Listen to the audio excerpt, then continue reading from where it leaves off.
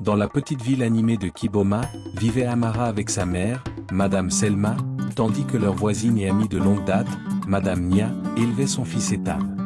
Les deux femmes étaient très proches malgré leurs méthodes d'éducation différentes. Madame Selma était stricte et exigeante, croyant fermement à l'importance des règles et de la discipline, tandis que Madame Nia était douce et indulgente, préférant guider Ethan avec patience et conseil plutôt qu'avec des reproches.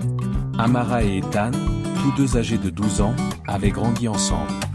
Ils partageaient secrets et rires, faisaient leurs devoirs côte à côte et passaient des après-midi à jouer dans la cour poussiéreuse derrière leur maison.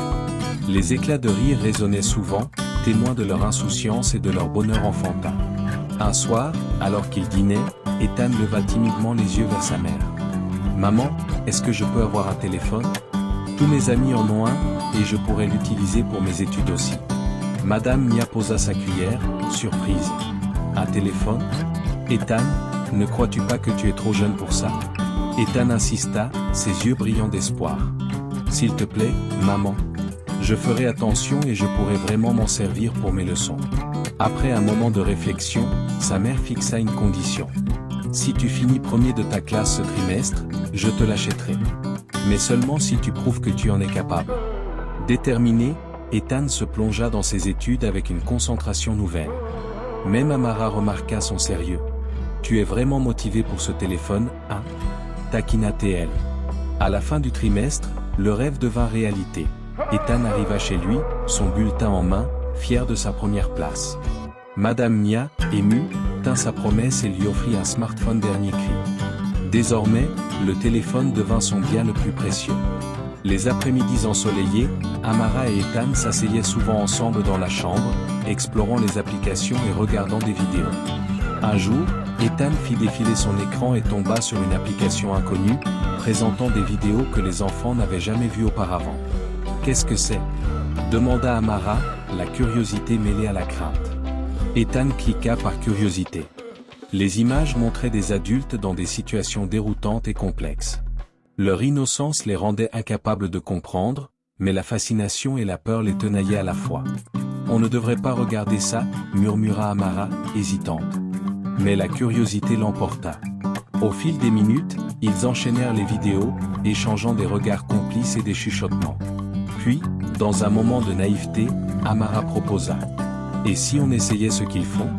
Ethan, le cœur battant, secoua la tête. « Non, je ne pense pas que ce soit une bonne idée. » Pourtant, après plusieurs instants de persuasion, il céda, et ils tentèrent de reproduire ce qu'ils avaient vu.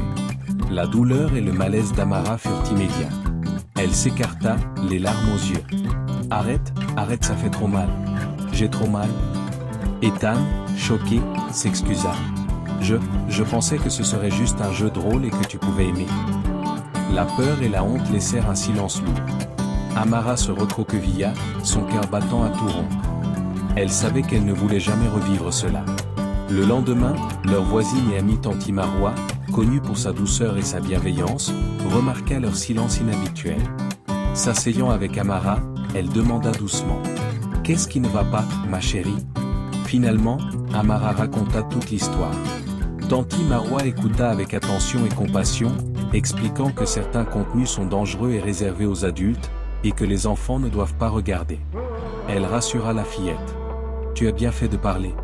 Ton corps et ton esprit doivent être protégés. Ne fais jamais quelque chose qui te met mal à l'aise. » Elle alla immédiatement informer Madame Selma et Madame Nia.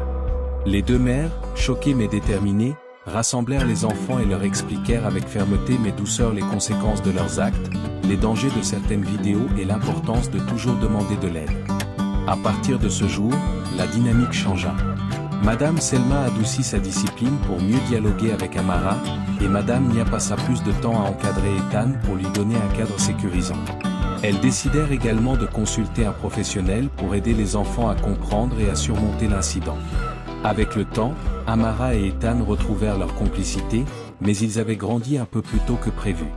Ils comprirent la valeur de la prudence, de la confiance et de la parole. Les leçons qu'ils avaient apprises ce jour-là resteront avec eux pour toujours. La communication, la vigilance et le dialogue sont essentiels pour protéger les enfants des contenus inappropriés. Les téléphones et Internet sont des outils puissants, Mais leur usage doit être guidé et encadré, les parents ne doivent pas négliger et ne pas contrôler les enfants parce qu'ils sont trop occupés dans leur travail. Chers parents, faites attention avec vos enfants. Si cette histoire t'a enseigné une leçon, n'oublie pas de t'abonner. Laisse un laisse et dites-nous en commentaire votre point de vue sur la négligence des parents vis-à-vis des enfants et n'oubliez pas de partager à un proche, car ça pouvait être ton enfant, ton neveu ou ta nièce.